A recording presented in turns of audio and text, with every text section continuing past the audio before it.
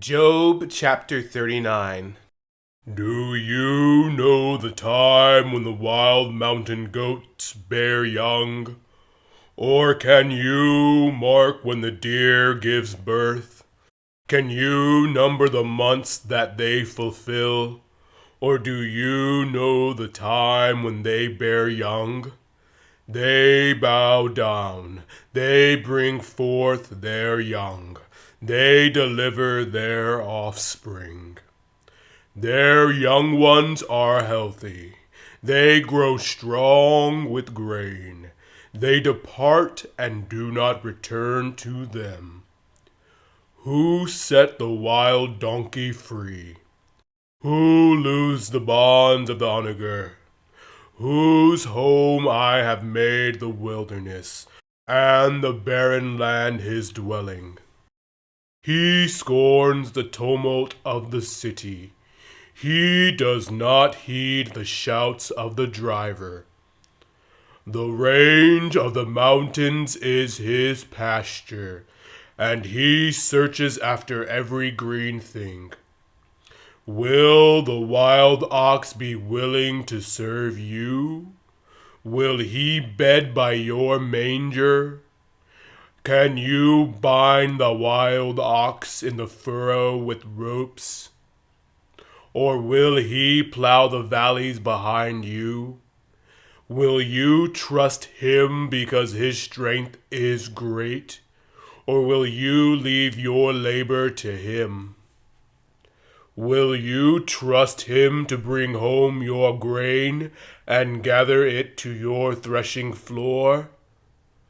The wings of the ostrich wave proudly, but are her wings the pinions like the kindly stork's? For she leaves her eggs on the ground and warms them in the dust. She forgets that a foot may crush them, or that a wild beast may break them. She treats her young harshly, as though they were not hers. Her labor is in vain, without concern, because God deprived her of wisdom, and did not endow her with understanding. When she lifts herself on high, she scorns the horse and its rider. Have you given the horse strength? Have you clothed his neck with thunder? Can you frighten him like a locust? His majestic snorting strikes terror. He paws in the valley and rejoices in his strength. He gallops into the clash of arms. He mocks at fear and is not frightened, nor does he turn back from the sword. The quiver rattles against him, the glittering spear and javelin. He devours the distance with fierceness and rage, nor does he come to a halt because the trumpet has sounded. At the blast of the trumpet he says, "Aha!" He smells the battle from afar, the thunder of captains and shouting. Does the hawk fly by your wisdom and spread its wings toward the south? Does the eagle mount up at your command and make its nest on high? On the rock it dwells and resides, on the crag of the rock and the stronghold. From there it spies out the prey, its eyes observe from afar. Its young ones suck up blood, and where the slain are, there it is. Job chapter 40.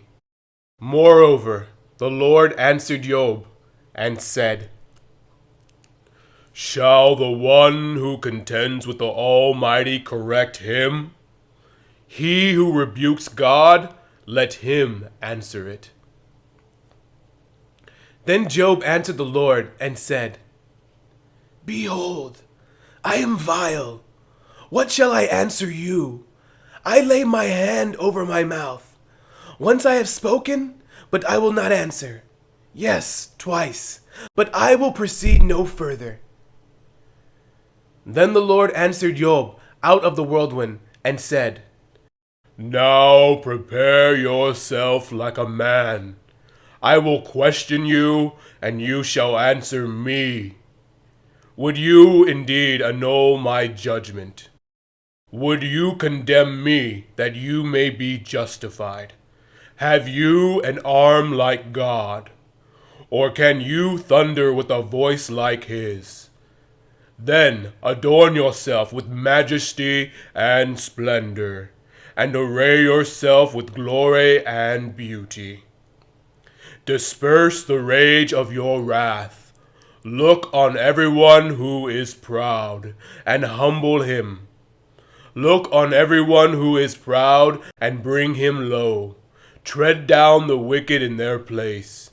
Hide them in the dust together. Bind their faces in hidden darkness. Then I will confess to you that your own right hand can save you.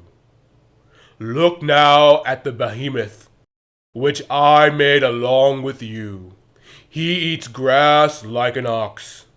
See now, his strength is in his hips, and his power is in his stomach muscles.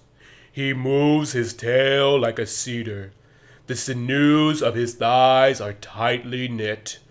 His bones are like beams of bronze, his ribs like bars of iron.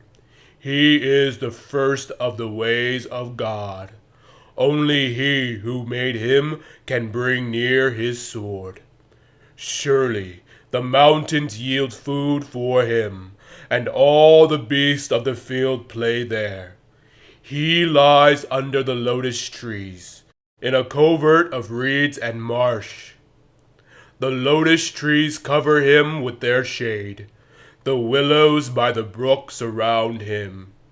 Indeed, the river may rage, yet he is not disturbed. He is confident, though the Jordan gushes into his mouth.